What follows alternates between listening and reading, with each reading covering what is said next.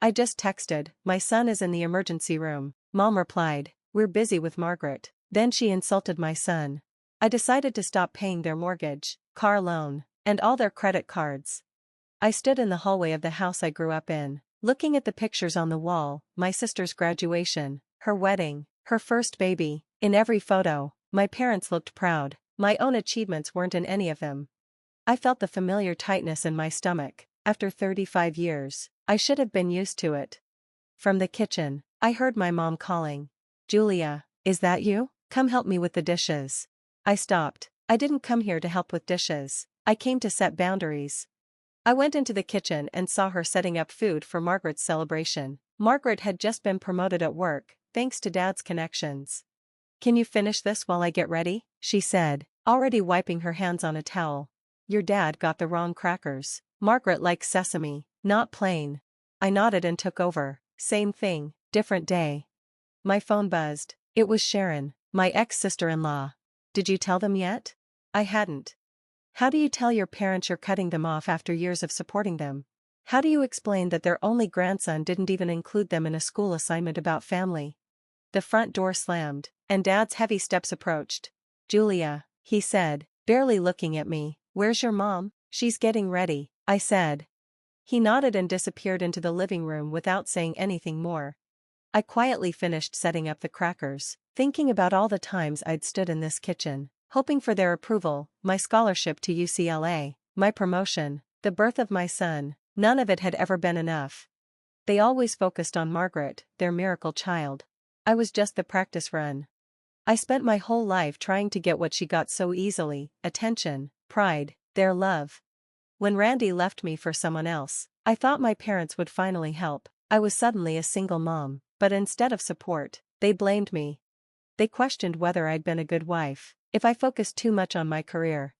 But Ree's parents, who weren't even my in-laws anymore, were the ones who stepped up. They helped with Mark, took him for weekends, and showed him love. My own parents barely noticed.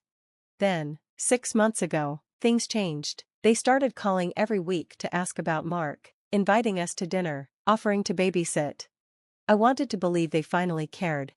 But when Margaret's promotion happened, I realized the truth: they just needed money. Mom came back into the kitchen, now wearing a blouse I bought for her. Did you finish the appetizers? Margaret will be here soon. I nodded and slid the tray toward her. We need to talk. Her face went from happy to nervous. About what? Can it wait until after the event? No, I said. I'm stopping all financial support. Her face went pale. What financial support? She asked, acting like she didn't know, even though I had been paying for their car loan, house repairs, vacations, everything. I pressed my hands against the counter, trying to stay calm. The car loan, the credit cards, the house insurance, everything. She stared at me, shocked. Why would you do that after all we've done for you? I couldn't help it. I laughed bitterly. Oh, what exactly have you done for me? We raised you. We made sure you had food to eat. That's the bare minimum, I snapped. When Randy left, who actually helped me? When Mark needed to go to the doctor, who stepped in? When I got promoted, who even noticed? Not you. Never you. Dad came into the room, looking confused. What's going on? Mom turned to him, her voice getting louder. Julia says she's cutting us off, after everything we've done for her. Dad's face darkened. Is this about that? We already explained. It's about everything, I said, my voice shaking with frustration. It's about Mark calling Sharon grandma because she actually treats him like one. It's about you skipping his birthday to go on Margaret's trip. It's about me needing surgery and you refusing to pick up your own grandson because Margaret had a dinner to go to. I remembered that night. I'd been rushed to the emergency room for appendicitis. I was in so much pain. All I could think about was Mark alone at after-school care. I called my parents, but they were at Margaret's dinner. Can't Randy pick him up? Mom had said, annoyed. I could barely explain that Randy wasn't even in town. We can't leave now. Margaret would be upset, Mom said. And then, he's just so much work. Sometimes he's a burden. My own child, a burden. But Sharon had dropped everything. She picked up Mark and stayed with me at the hospital. That was when I realized the difference between obligation and love, between family and true family. Dad spoke again. You're overreacting. We couldn't leave Margaret's dinner. You know how important it was to her. More important than their grandson, more important than me going into surgery. I'm done, I said, my voice firm. No more money, no more pretending. You don't get to use me when it's convenient and ignore me when it's not. Mom's face crumpled, not with guilt, but with calculation. The car payments due soon, and your father's medication. Margaret's new salary could cover it. Or they could finally use their retirement savings, which they'd been hoarding while I paid for everything else. Not my problem anymore. At that moment, Margaret's voice called from the front door. Mom, Dad, I brought champagne. It was time for me to leave. I grabbed my purse from the counter. Julia, wait. My mom's voice was desperate. You can't do this to us. But I could, and I was. I walked past Margaret in the hallway. She looked confused. Julia, I didn't know you were coming to my celebration. I wasn't, I said. I came to take back the last bit of care I had for people who never really saw me. Congrats on your promotion. I tried to sound sincere. Margaret's success wasn't the issue. It was how our parents always ignored both of us. Margaret looked unsure for a moment. Thanks. Are you leaving already? I nodded quickly, not trusting myself to speak. Let them figure things out. Let them face the consequences of their actions. The drive home felt like a dream. Tears filled my eyes, but they weren't from sadness, they were from relief. The heavy burden of trying to earn love from people who should have given it unconditionally had finally lifted. Mark was at Sharon's house. My ex-mother-in-law had sent me pictures, Mark covered in flour, smiling, completely happy. Real love, no strings attached. Family isn't about blood, it's about the people who stay and make you feel accepted.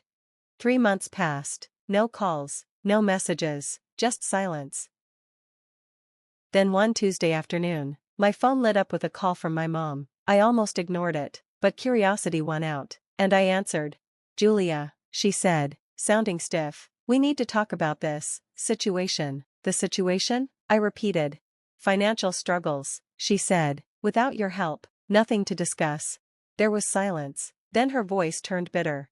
Margaret won't help us. She says we need to learn to manage our money. The car got taken away yesterday. The mortgage is 2 months behind. Not my problem anymore. I'm sorry to hear that, I said. Though a part of me still felt sorry for them, as if it was my responsibility to make sure they were okay. You can't just leave us like this. We're your parents. Blood doesn't equal emotional support, I said. You never truly played the role of parents. I have to go. Mark has soccer practice. Julia, don't. I hung up and blocked her number.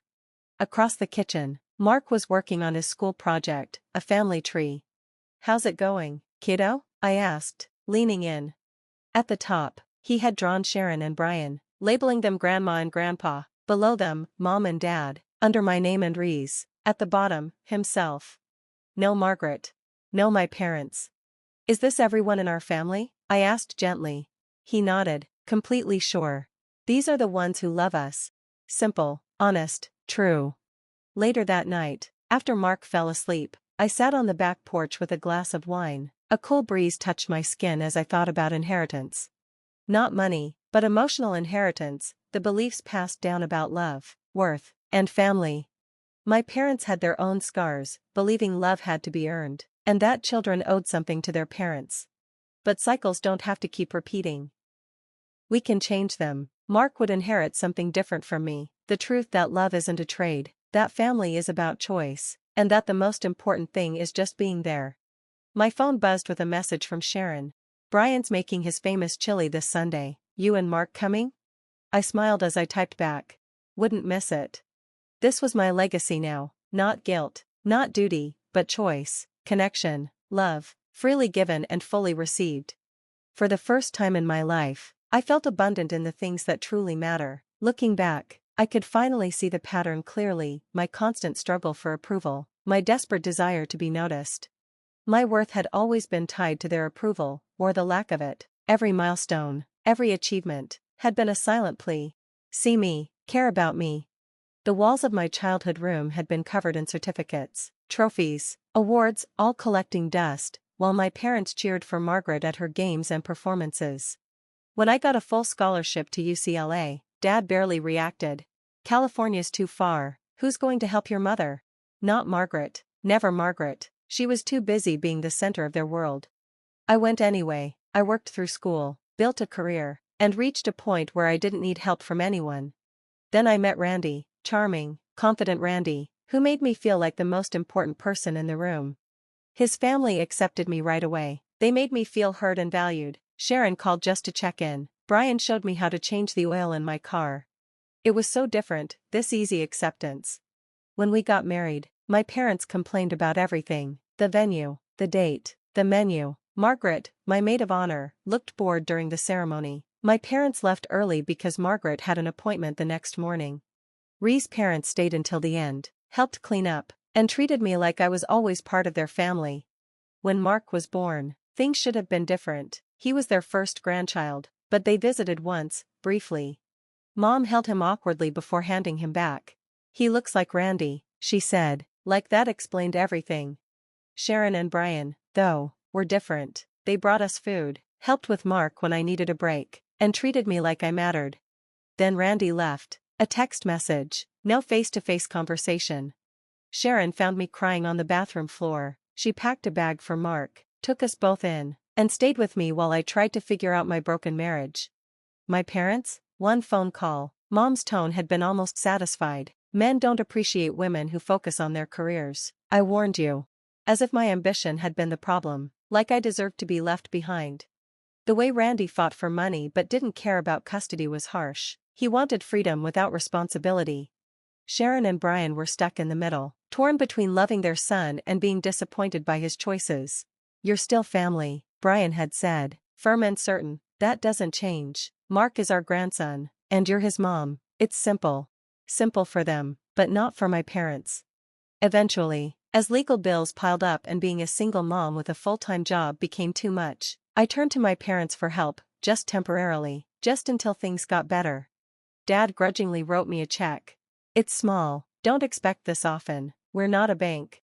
But when their car broke down the next month, they asked me for help right away. "Can you cover this? Just this once, until we're back on track."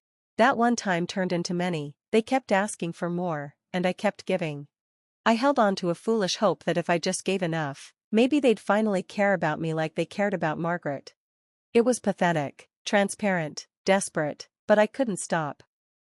Not until I finally realized the truth. It had never been love, it had been an exchange, and my financial help had just been buying their temporary attention. Not their affection, not their real care. That realization hurt, but in that pain, I found freedom.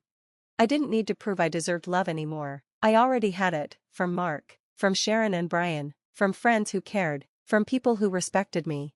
I had found a family of my own, not the one I was born into. One week after leaving my parents' house, my phone rang. It was Margaret. Rare, because we didn't talk much, maybe twice a year. Our conversations were polite but distant. "What did you say to Mom and Dad?" she asked, her voice sharp. "They're falling apart over money." I kept it simple. "No more financial help. They have their favorite now. She can help." There was a long silence. "They think you're being cruel, that you're getting revenge for the past." But was it cruel to stop draining myself for them? Was it revenge to hold them accountable for years of neglect? "I'm not punishing anyone," I said. "I'm just done pretending." Margaret sighed, a sound full of weariness. "They're never going to change. You know, they've always been like this." It was the first time she admitted the truth, a rare moment of understanding. She had always been the favorite, and I had always been left behind. "I know they won't change," I said, "but I have." There was a pause. "Good for you." Those simple words were perhaps the most genuine thing she had said to me in years. After we hung up, I thought about Margaret. Did being the favorite child come with its own struggles? Maybe. She had her reasons for pushing me away, just like I had mine. We had both been forced into roles we didn't choose. Months later, after cutting off financial ties, I was finally understanding what true freedom was. Not just being free from obligation, but from the need for approval from people who couldn't give it. My worth was never about their recognition. I had always been enough. They just failed to see it. Mark ran into the kitchen, snapping me out of my thoughts. "Mom, Grandma Sharon says she's making spaghetti tonight. Can we go?" Grandma Sharon. A title earned through love, not blood, through care, through countless small acts of kindness. "Of course, buddy, grab your shoes." As he raced to the door, I felt a deep appreciation for this strong, bright child, for the family we had built based on choice, not obligation. For the wisdom that hardship had taught me. Sometimes the best lessons come not from what we inherit, but from what we learn through pain. From breaking cycles, from trying to do better. My parents had taught me exactly what kind of mother and person I would never become. And for that, I was strangely grateful. As I drove to Sharon and Brian's house, with Mark chatting excitedly beside me, I felt something shift inside. The journey from needing approval to finding peace, from seeking validation in others to finding it in myself. It was complete. The weight of family expectations, emotional debts, old patterns, they had been too much to carry. But now I had let them go. And what remained? Something lighter, purer, all mine. Family, love, belonging. Not transactions, not obligations, not desperate attempts to prove my worth. But choice, intentional, grounded in the quiet certainty that, finally, I was exactly where I was meant to be.